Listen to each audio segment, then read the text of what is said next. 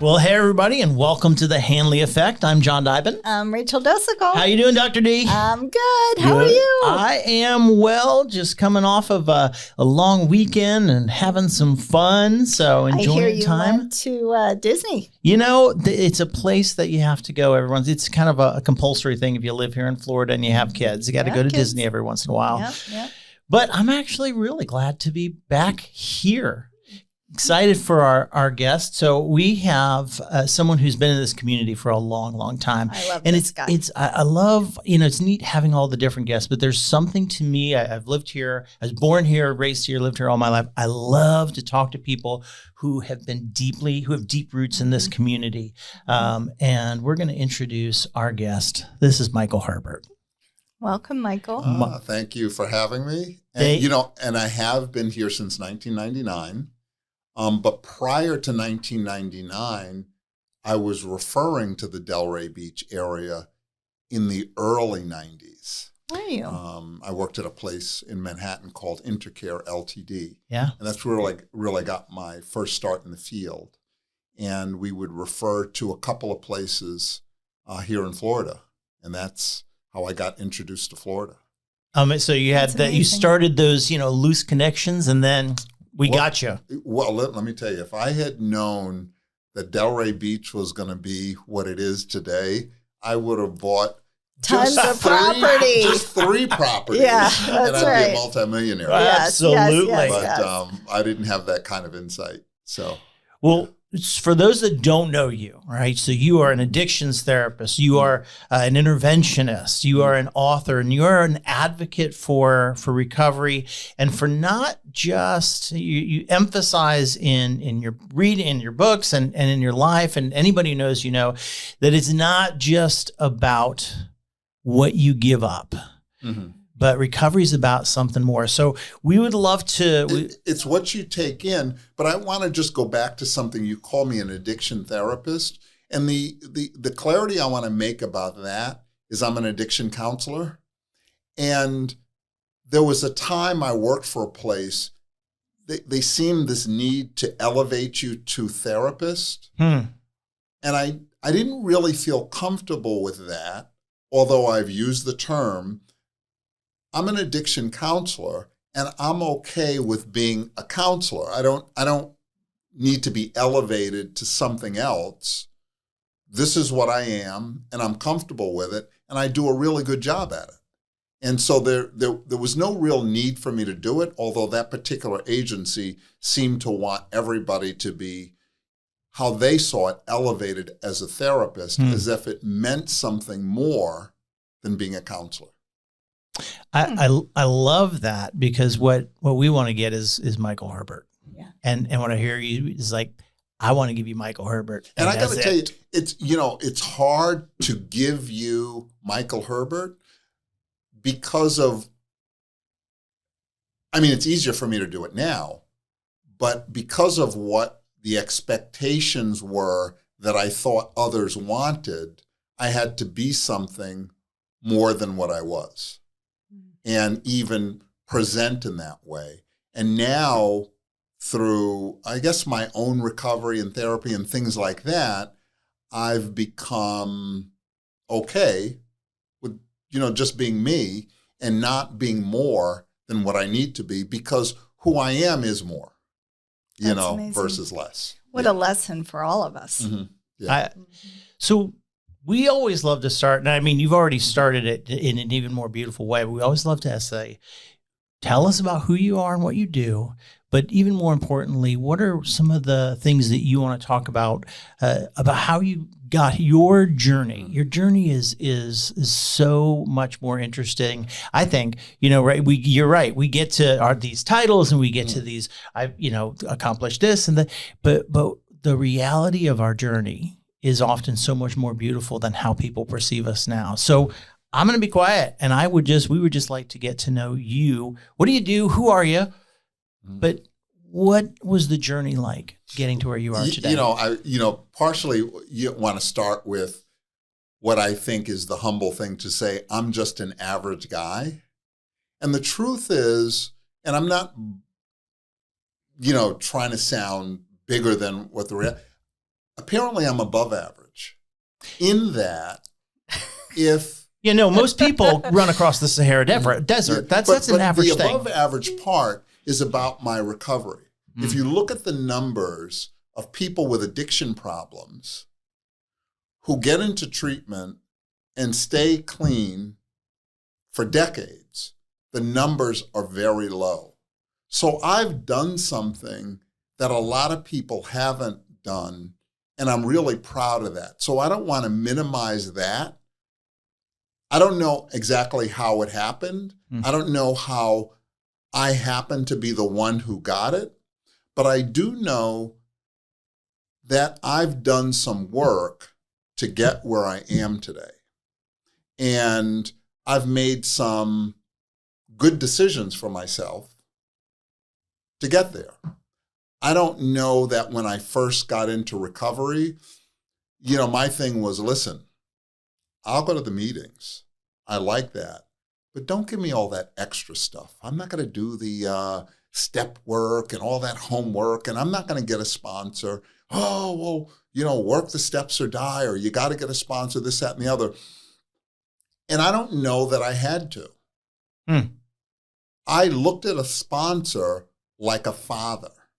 I didn't have a great relationship with my father, so why am I going to come into this thing and hire a father to tell me what? I don't need anybody telling me what to do. So I rejected the idea of sponsorship. I was not a good student in grade school and high school, so I rejected the idea of step work because of my self-esteem. The sponsor thing was about fear. The step work was about shame. I wasn't a good student and I was afraid of men. So I didn't get the sponsor and I didn't do the step work for like the first 18 months. Wow. If I had been forced to get a sponsor or complied with the sponsorship, I probably would have dropped out of the program. And this is what I don't think people understand. The reason why the numbers are so low, I believe, in some cases, is because what people are pushing on people too soon in their abstinence and in their discovery period. The first 18 months, I don't even believe is recovery. I think it's a discovery. And you're trying to figure some things out and what works and what doesn't work, or figure out what you think doesn't work actually does work. But it works in a period of time. So sponsorship did work for me over that period of time. Step work worked for me over that period of time. I appreciated a sponsor. I appreciated the step work, but I didn't appreciate it in the beginning. And I was annoyed that people kept pushing it and almost shaming me around, oh, you don't have it, so it doesn't work. Well, how about those people who have it and they don't seem to be able to stay clean? I don't have it, and abstinence is my priority. Because that's what gets you in the door of recovery is abstinence. Right. You don't get there without it. And I focused on, let me maintain my abstinence. I'll go to the meeting. I'll raise my hand. I'll talk. And when the time became right for me, when it was right for me, then I opened the door to sponsorship and step work. But I also realized that's not enough either. So I got, engaged in therapy, and I've done some retreats. And down the road, years down the road, I did this retreat, the Hoffman process, which was the most powerful experience of my life, kind of therapeutically. And they call themselves an education program. I guess, I don't know why they call it education, but it's a huge therapeutic process. The other thing that I realized in my abstinence or recovery was I needed to do things that excited me. Sitting around at Denny's in a cup of coffee wasn't exciting to me, although there were a lot of people who did it. Standing around, hanging out with people smoking cigarettes wasn't exciting for me. I needed to find my own way. So sometimes in the process, I had to do things alone. Listen, I got these little adventures. In the 90s, I would go to Cuba. It was illegal to go, I was about to but say. I was excited to go. So I would go through Bahamas and Jamaica and go to Cuba and have a little kind of, you go into another world almost. It's only 90 miles away, but it felt like another world back then. And I didn't get permission from anybody to do it. I figured out there was a way to do it, so I did it. And I had my fun. Those are the things that kept me going in my recovery. I used to work at a place called Intercare in New York. Mm-hmm. And I was reading GQ magazine, and I was reading this article about these guys in the deserts of Utah, and they were doing survival course. And I was telling my boss, guy Bob Smith, I said, Bob, this is pretty neat. These guys are out there, in the desert. Their only goal is food, water, and shelter. He says, well, why don't you do it? I said, well, I never thought about doing it. And I signed up for this thing called Boulder Outdoor Survival School. And I did the survival course. And it was just a great experience for me that I think in my life prior to coming into recovery, I would dream about things. It's almost like you buy a lottery ticket and you dream about winning, and that kind of gives you kind of what you need for that moment. But I didn't engage in my dreams. And recovery gave me an opportunity, really to engage in my dreams. When I first, about 2 years into my recovery, I got a letter from a place where I went to rehab, Conifer Park, upstate New York. It used to be the largest rehab in the United States. Really? Back in the 80s. Okay. And they had an internship program. And they sent the letter to some of their alumni interested in an internship program. If you have 2 years, you can apply for it. And they had a 13-month internship. And they gave you all the education hours that you needed for the state of New York to become back then it was an alcoholism counselor, and you'd get about 2,500 hours of work experience. So I applied for it. They accepted. I joined it. 13-month program. They said, we're running out of money. We got to get this thing jammed up in 9 months. So I did their program in 9 months. Wow. And then became certified addiction counselor. And with my struggles with learning, that program worked for me because it was 2 hours of education in the morning and then 6 hours of experiential work on the units. Right. So I was able to get the intellectual and then take the action and put those together. Right. And when I took the test, it was easy and I passed it. And that's where my professional career started. It's interesting. The things that limit us are much more frequently internal than external. And your story is describing that to me. It sounds like it. Like there are, I had dreams, things that I wanted to do, but I didn't engage. I had this idea that I'm not a good student. I can't do that stuff. But there is, as those internal barriers, as those internal walls began to get challenged and broken down little by little, I don't know if it's the same today as it was then. New York's, credentials for addiction counselor is famously difficult to get, difficult to keep, and so you're, finding yourself achieving those things. But it's, I think a lot of us are walking around thinking that the barriers to what I want to do are external when really sometimes they're internal. And if we can knock those down, and that's what you're describing. Yeah, and one of the things that I realize when opportunity arises, it's too late to prepare. So the preparation has to be... I'm sorry, wait. Can you say that again? When So opportunity arises, it's too late to prepare. So the preparation has to be there. So my preparation was, listen, I did the rehab thing. I got a job. I stayed involved in recovery. When I got the letter, I was prepared to take on the internship. But you had to move. I was living in Waterbury, Connecticut, and you had to move to upstate New York. It wasn't paid. I said yes, and I just figured it out along the way. And this has been part of my process. I'll tell you a little bit more about that. I just said yes, and things are going to work out. I wrote letters to churches and organizations, and people sent $500 here, $200 there, and that helped me get through paying my rent and eating and my car.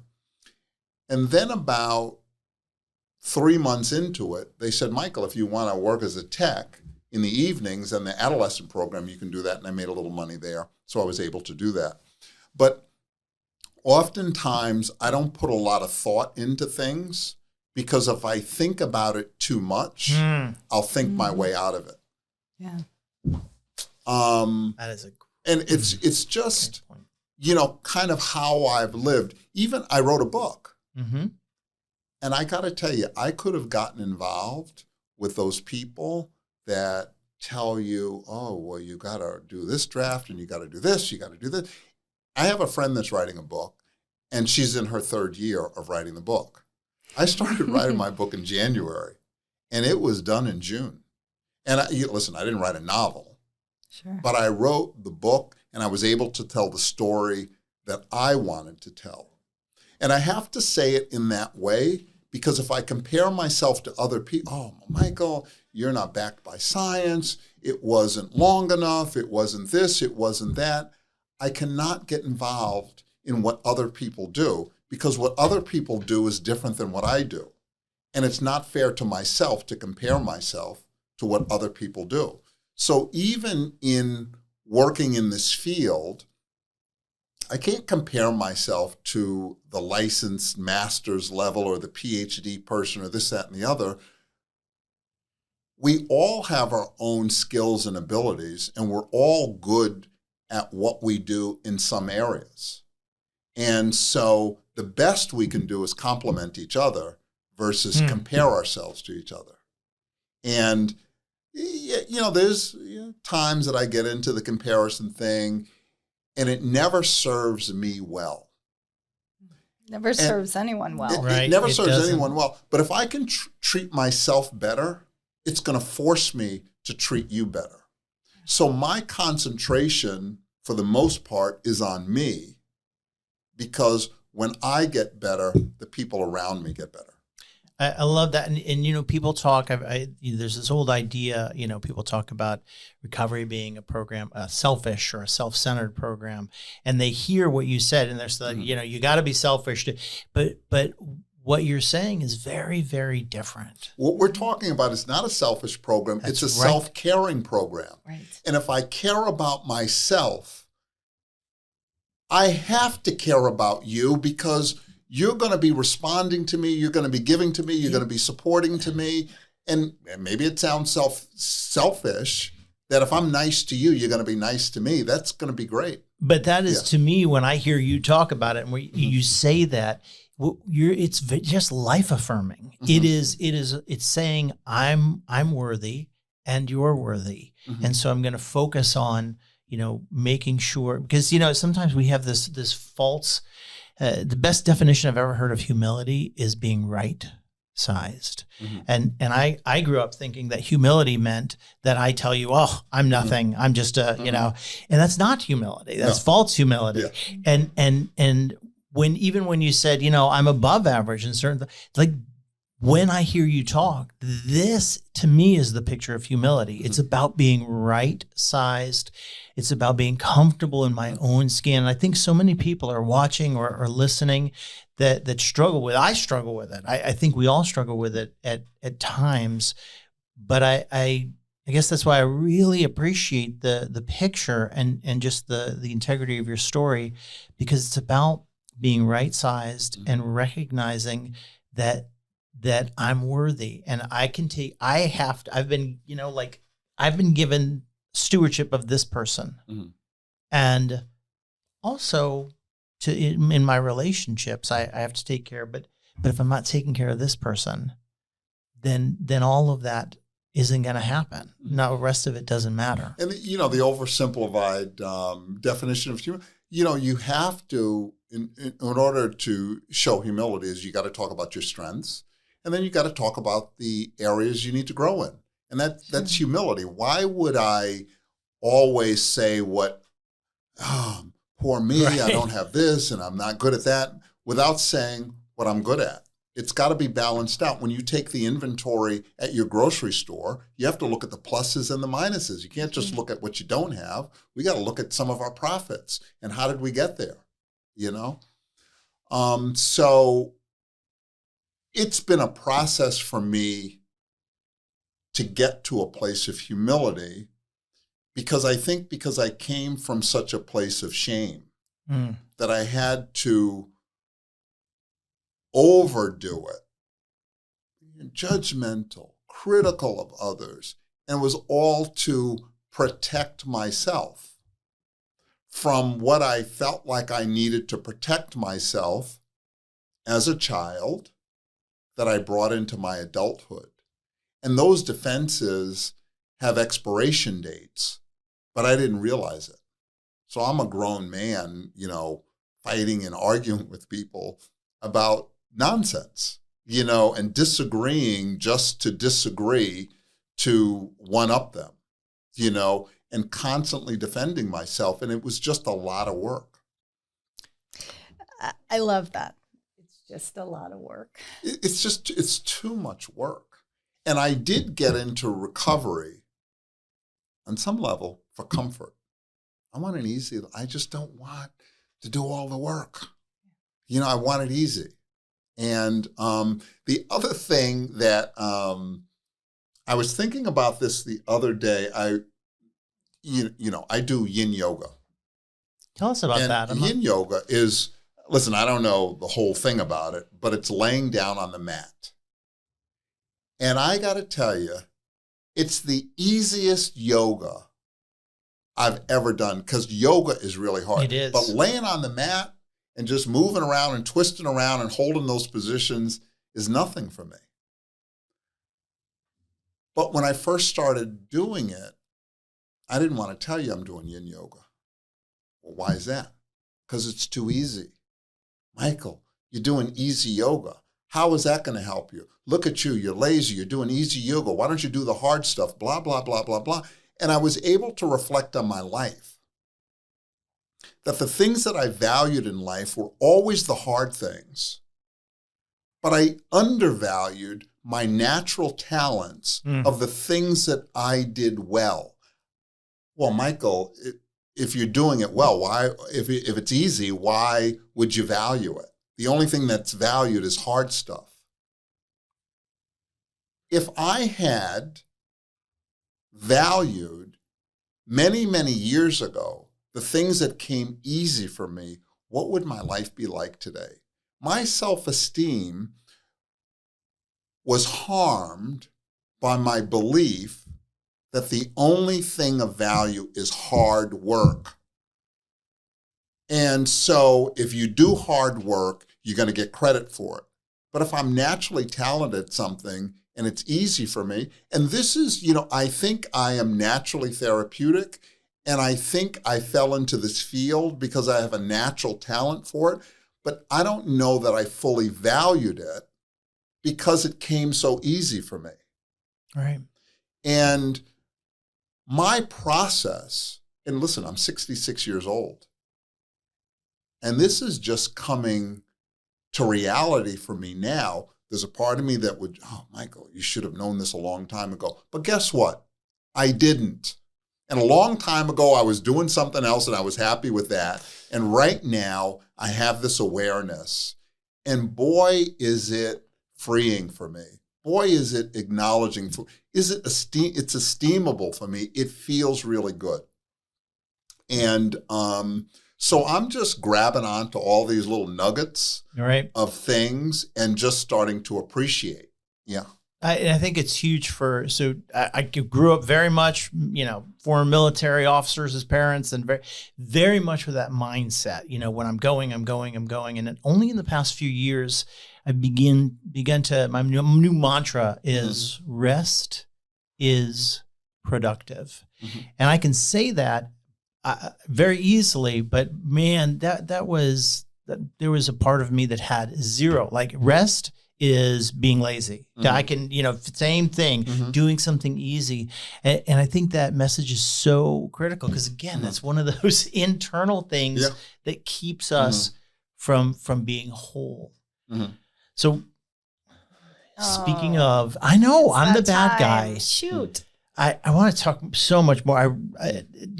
Every time I talk to somebody who's, really working a program of growth and is growing as a person, and as a person, I'm like, I dig that person. I always deeply appreciate, and I know others do too, the areas where I'm still strong. I'm still growing. I'm still challenging myself, because there is this idea sometimes when we see people we respect that it's like, they got it. And having it doesn't mean you ever, you're at some pinnacle. Having it means that I'm learning and keeping on growing. So we are at the end. We are in our last few minutes. And I always like to give our guest the last word. And so we have a lot of different people that watch this or listen to this, people in recovery, people not, some professionals, some not. It's a wide variety of people. And so just want you to have the last couple minutes and think about what message would you like the folks that are listening or watching today to hear from Michael Herbert.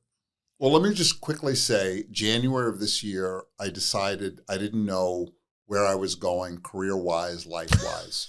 And so I just took this year off. Wow. And I did yoga, I exercised, I did grounding work, I climbed to Mount Muru, I did a permaculture course. I'm just trying to figure things out. I don't know where I'm going. And I wrote a book. And when I think about the book and I think about what I do, well, Michael, why are you here? Are you trying to sell a book? Are you trying to get clients? Are you trying to, what's your purpose? I don't know what the purpose is. I'm not intentionally trying to do anything. I'm letting things unfold. And my hope is you got door number 1, door number 2, and door number 3. To me, it doesn't matter what door I walk through. Each door has a different opportunity, and it's my job to walk through it. So the last thing I'd like to say is thank you for inviting me and giving me this opportunity to share my story or part of my story. My book is The Recovery Roadmap, A Guide to Freedom and Adventure. And maybe some of your listeners will read it. Where can they find that? And you can get it on Amazon. Good. Although they are telling me it'll wind up at Barnes & Noble at some point. Oh, that's great. But right now, there's the Kindle version, and then there's the paperback version. Love that. Yeah. Michael, thank you so much for being here. Thank you for sharing your not only your journey, but where you're at in your journey. Your journey is not done, and that reminder always helps me. So, and Dr. D, thank you. Loved hanging out with you. Thank you, Dr. D. This was a great episode. It was great episode. Really fantastic. Got me thinking about a lot of things. You and me both. And so thanks to everybody who's watching or listening, and we'll see you next time on The Hanley Effect. Bye, everyone. Thank you for joining us for The Hanley Effect. To learn more about our programs, visit hanleyfoundation.org or call 844-502-4673.